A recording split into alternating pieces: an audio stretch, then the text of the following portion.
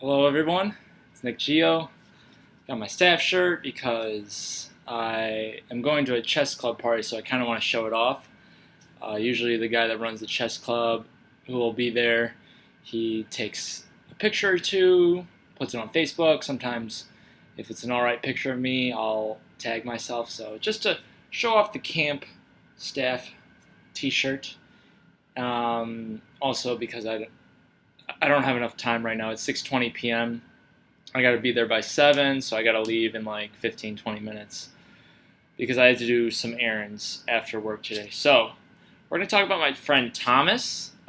He's a year older than me, and he's very influential. He's maybe the most, well, probably not the most influential friend, but there are concrete things that he has done that has shaped me. Um, so we'll get into how I met him. So I met him at the end of fifth grade. I was joining a Boy Scout troop. I was in Cub Scouts, and at the end of fifth grade, you go to Boy Scouts. Um, and he was a sixth grader. He was at the other middle school that was going to feed into our high school. So I am going to one certain middle school, and he's going to the other, but they both go to the same high school, which is just basically all the people in the southern part of my town, plus a town kind of southwest of us, and he lived in that southwest town. So um, we were eventually going to see each other in high school. And yeah, I joined his Boy Scout troop. He was really friendly. He was nice, friendly. He's kind of nerdy guy. He had the glasses, and his dad was one of the leaders. And you can kind of tell they both just got glasses. They're nerdy, but they absolutely love outdoors compared to I think a lot of people. Like they'll, I'm pretty sure they still do like hikes, and I know the dad does like he joins these like social groups where they go like backpacking different places. So they're really into the outdoors.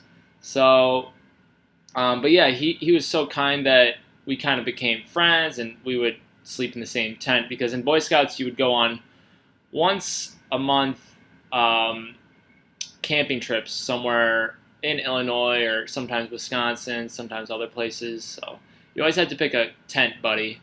So he was that person. Same with maybe even, I'm not sure, summer camp, maybe not as much tent mates because we usually were split into our, I can't remember what they call, but they're kind of like groups within the different, or our troop. So my group was like all the people who were my grade, and we might have been split up into two groups. I can't remember, but yeah, Boy Scouts was a lot of fun. And then going into eighth grade, that summer going into eighth grade, I went on my first high adventure trip, which, so I should be going like this way because of like left to right. High adventure are just, they're 7 to 10 day trips where you have to pack all your own food and you go hiking or backpacking or canoeing a lot over those days. It's a tougher trip, so that's why you have to be at least going into eighth grade, and it's mostly high schoolers. But his dad was the adult leader, and he was there. His brother, I don't know if his brother, yeah, his brother was there. I think it's because his brother is like maybe 5 years older than me, so I think his brother was becoming a senior in high school. And his dad made me leader, and that was a little nerve wracking. I did not do a good job, but I was kind of appreciative that he picked me, and it was a good like. I kind of learned how to be a leader really quick. Um, so, and I think we were tent mates there, and we were tent mates on other high adventure trips because I went to like maybe 3 or 4 trips with him, and his dad was there, he was there. I think his dad always picked me to be in the group because usually we would have like two groups that would go on these high adventure trips because there'd be like maybe 7 or 8 or 9 people in each group. Um, yeah, so we went going into eighth grade. We went to Quetico slash. It's also can be called Boundary Waters. It's kind of in between Minnesota and Canada. It's a bunch of lakes connected to each other, so you have to canoe, like paddle, and then you get to a spot in between lakes, which is just kind of like a muddy dirt road kind of thing, and you have to pick up everything, like even the canoes. So I would put on a pack. I was like maybe 90 pounds there, and I'd put on this pack that was like 60 or 65 pounds. And sometimes you have to walk as much as like a half mile in between lakes. And for me, I think I just didn't really like getting all wet and muddy, even though I had like the right shoes and pants and stuff. But I don't know, I was kind of a pansy when it came to the mud. Um, but yeah, it was tough, and I cried like when I saw my parents when I got home. But it was a good learning experience. And then I got to freshman year of high school. He was a sophomore. He tried to convince me to join the chess team because he knew we in middle school. Well, during the rest of the Boy Scouts, we would play on his magnetic chessboard, just this small magnetic chessboard, and he would usually beat me because I think at that point he was a little bit better, and also it was so small that some of his pieces were kind of like sneakily hidden, and he would just do these long attacks like with bishops. I remember that were fianchettoed, and I didn't like that. Sometimes I couldn't see the board well. But he tried to convince me. I said no. He tried again sophomore year, so he was persistent. So when he was a junior, I was a sophomore, and I decided sure because I think back then I was playing a little bit of chess.com online, so I got on the chess team and I fell in love with it. I made some friends, and I did pretty well. Like I was a starter when I was a sophomore, junior, and senior. Senior year, I was also a co-captain with the only other senior on the team. So it was a good experience, and that kind of jump started the whole just me into chess. Like it was a lot of online in college and a little bit of the chess club, which was just kind of blitz chess.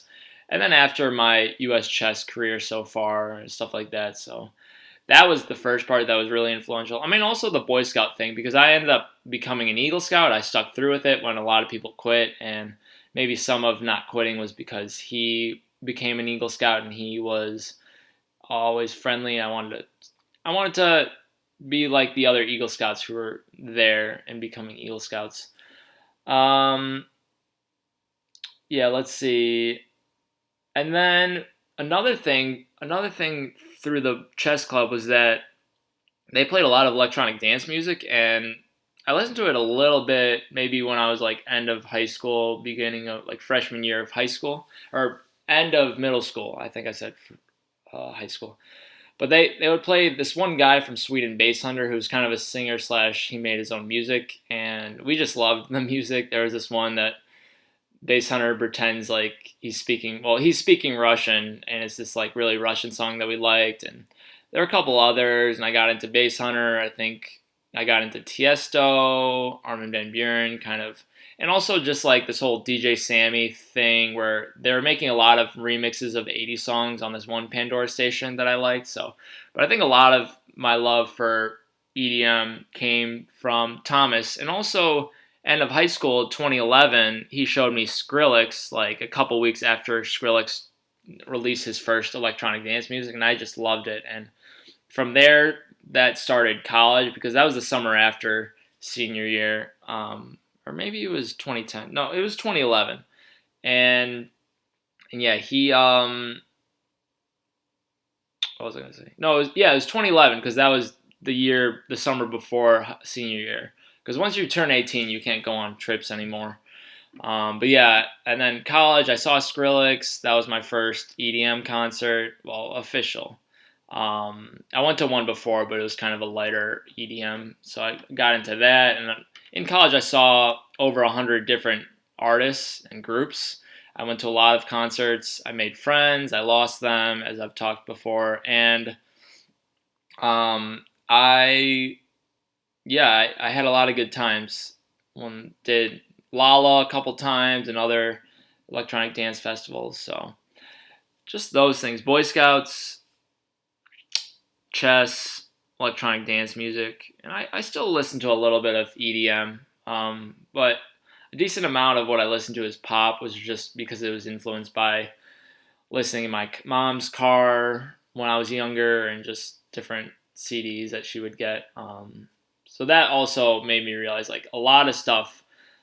The nice thing about Thomas is that, whoops, that's my timer for chess club. Sorry about that. The thing about Thomas is he's influential because he was at a time when I could be influenced, where I was looking for music and I was looking for things to do with my time, chess, Boy Scouts, stuff like that. So, but yeah, the funny thing is he probably doesn't really know any of this stuff because we don't really talk anymore. Because he's not too active on Snapchat when I send him stuff. Like he gets to it like 2 or 3 weeks after, and now I'm not on Snapchat anymore. And we didn't text like during college. He went to a Wisconsin college, and I was in Illinois. But the funny thing is that for the last year or two, he's been working at the Madison, Wisconsin company that I was working at.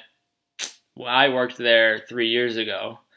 And 3 years ago is when I was at that company, I didn't have a lot of friends, and that's when I decided to do the U.S. chess tournaments, and that's where my 3 year career went. So that was kind of funny.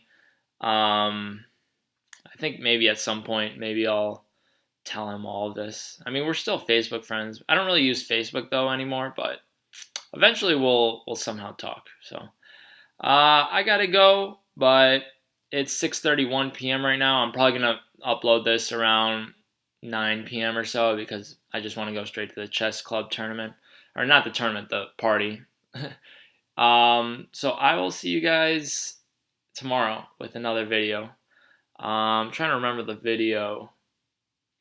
I think it's about it's about my relationship with alcohol. I'm pretty sure. So, all right, see you guys.